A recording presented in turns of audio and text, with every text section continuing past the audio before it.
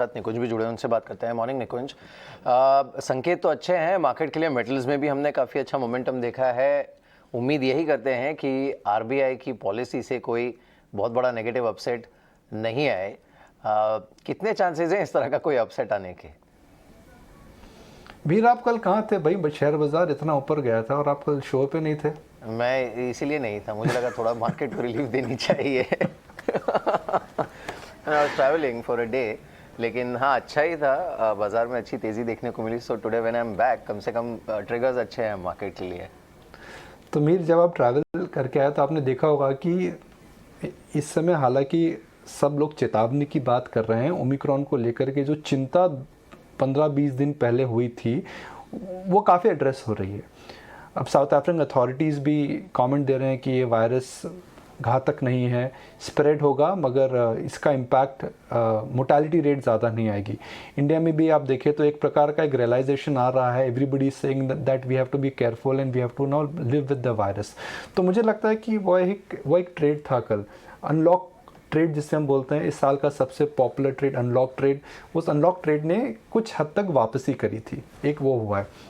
दूसरी बात अगर आप देखें तो globally also S&P is less than 2% away from its all time high. तो जाहिर है ग्लोबल मार्केट के अंदर भी इस समय एक रिस्क ऑन मोमेंट हुआ है।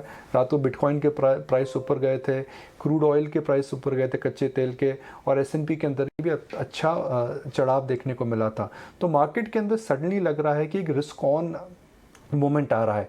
क्या ये रिस्क ऑन मोमेंट कुछ दिन तक चलेगा? क्या रिस्क ऑन मोमेंट सिर्फ 1 या 2 दिन के लिए रहेगा? यह बोलना इस समय भी कठिन है। मगर इस समय जो हम दो सेक्टर्स की बात कर रहे हैं उन्हीं पर नज़र रखनी चाहिए। Sector number 1 is banks and sector number 2 is metals. Banks, हम बार बार इस बात पे डिस्कशन कर चुके हैं कि बैंक्स को लेकर के इस समय एक तो अंडर परफॉर्मेंस है, यानी वैल्यूएशंस कंफर्टेबल हैं। बी, इकॉनमी अपटिक पे आ रही है, यानी कि इनका जो बिज़नेस है वह बढ़ेगा। तीसरा, एनपीए की प्रॉब्लम्स ख़त्म हो चुकी हैं। और फिनटेक में जो एक प्रकार का पागलपन हुआ था, जी भाई फिनटेक अगर आप हैं तो आपकी वैल्यूएशन अनाप शनाप हो जाएगी। पेटीएम की लिस्टिंग के बाद वो फिनटेक के अंदर एक रियल वर्ल्ड का टेस्ट हुआ है, स्ट्रेस टेस्ट हुआ है, और फिनटेक को लेकर के जो बैंक्स की डी रेटिंग हुई थी वह भी मुझे लगता है कि कम हो रही है।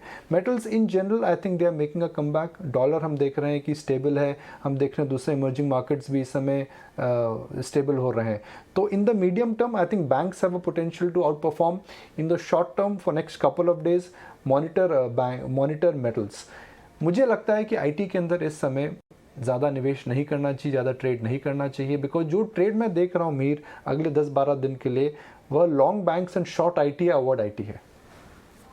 Right, morning Nikunj, thank you. आपने सारे सेक्टर्स पहले ही हमें बता दिए कि कहाँ फोकस होना चाहिए, बट एफआईज के जो आपने बताया कि रिस्क ऑन एनवायरनमेंट का माहौल आपको सारे एसेट क्लास में ग्लोबली भी दिख रहा है, पर इंडियन मार्केट्स में जो एफआईज की मूवमेंट है उसे कैसे रीड करें? कंटिन्यूसली इट्स 15 डे जब उनका सेल ऑफ है, लेकिन साथ ही वो इंडेक्स को प्लस कर रहे हैं।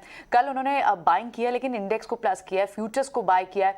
क्या आपको लगता है कि अब एफआईज लौटेंगे? हालांकि ट्रेडिशनली अगर हिस्टोरिकली देखें तो December is not a very preferred month, वो अलग लेजर मूड में होता है, लेकिन आपको लग रहा है धीरे धीरे एफआईज की भी जो बाइंग है वो वापस लौट सकती है?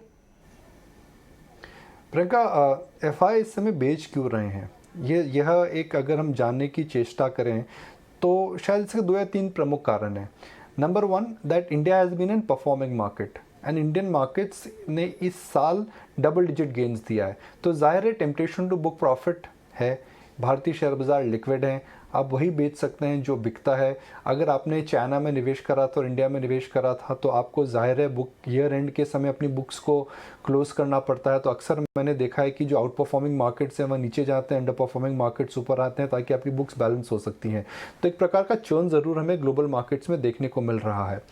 सेकेंड, अगर आप देखें तो सेकेंड प्रमुख कारण इस समय यह है कि काफ़ी ब्रोकरेजेस एक प्रकार की एक कंसर्न रेस कर रही हैं कि इस समय भारतीय शेयर बाज़ार के अंदर there are lack of triggers, और क्योंकि लैक ऑफ ट्रिगर्स हैं तो अगले 3 से 4 हफ्ते तक शेयर बाज़ार के अंदर हो सकता है कि एक माइल्ड करेक्शन देखने को मिले। और जब मॉर्गन स्टैनली, गोल्डमैन सैक्स, सीएलएसए ने कॉल दी थी करीब 2 हफ्ते पहले, उसके बाद हमने देखा है कि डोमेस्टिक इंस्टीट्यूशनल इन्वेस्टर ने काफ़ी बिकवाली करी है। बिकवाली का एक कारण यह भी हो सकता है कि इस समय आईपीओज आ रहे थे और फॉरेन इंस्टीट्यूशनल इन्वेस्टर्स कैश में बेच रहे थे और आईपीओ में इन्वेस्ट कर रहे थे। मगर जो एफएनओ मार्केट संकेत हैं वो ये बता रहे हैं कि हालांकि एफआई कैश मार्केट में बेच रहे हैं, मगर इंडेक्स में जैसा आपने बोला कि वो एक प्रकार की पुट राइटिंग कर रहे हैं, लॉन्ग जा रहे हैं। तो while we can look at FI figure in isolation and say that भाई ये प्रॉब्लम है, मगर आप उसको कॉन्टेक्स्ट में देखें, outperformance of this year, recent valuations, lack of triggers, FI cash activity versus FnO activity, तो चेतावनी और घबराने की बात नहीं है।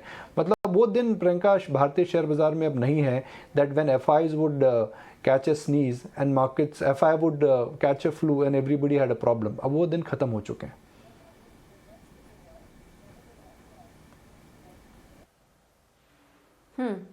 बिल्कुल। निकुंज, आपने आईपीओ को लेकर बात की और देखिए आप जो भी सारे इवेंट्स आज हो रहे हैं और जितने भी न्यूज़ फ्लोज आ रहे हैं, इस बीच आईपीओ मार्केट में भी एक्शन जो है वो बना हुआ है और आज श्रीराम प्रॉपर्टीज़ का भी आईपीओ आज से शुरू हो रहा है, तो इसको लेकर क्या व्यू बन रहा है आपका?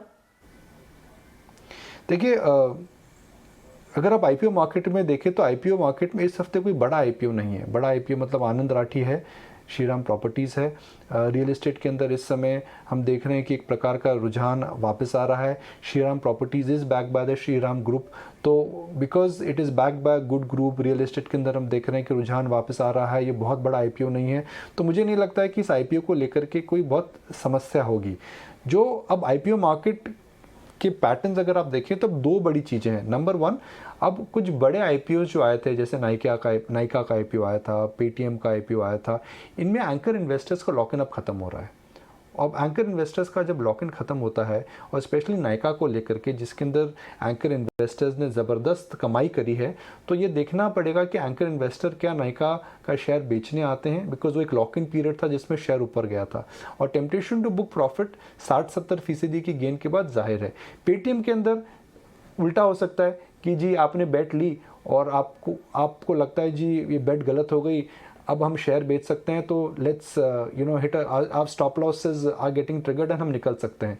तो ये एंकर इन्वेस्टर्स किस प्रकार बिहेव करेंगे ये देखना पड़ेगा। मुझे लगता है कि दोनों पेटीएम और नाइका के अंदर सप्लाई ज़रूर आएगी। और जो दूसरा बड़ा मुद्दा है वो है कि स्टार हेल्थ का जो इशू था बहुत ज़बरदस्त, उसको रिस्पांस नहीं मिला था।